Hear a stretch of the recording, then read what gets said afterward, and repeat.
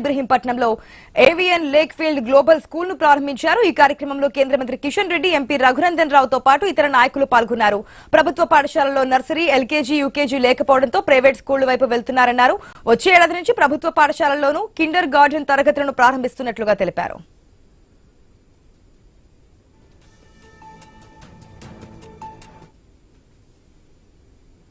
Campus చూసిన తర్వాత రాష్ట్ర ప్రభుత్వం ఏదైతే చేయాలని ప్రణాళికలను రచిస్తుందో ఈ 25 ఎకరాల క్యాంపస్ 5 లక్షల స్క్వేర్ ఫీట్ కన్స్ట్రక్షన్ బిల్డప్ ఏరియాను చూస్తే మేము ఏఐలో లేకపోతే ఆర్కిటెక్ట్స్ ఇచ్చిన డిజైన్స్లోనే దాదాపుగా సంవత్సరం పైగా సమయాన్ని కేటాయించినము.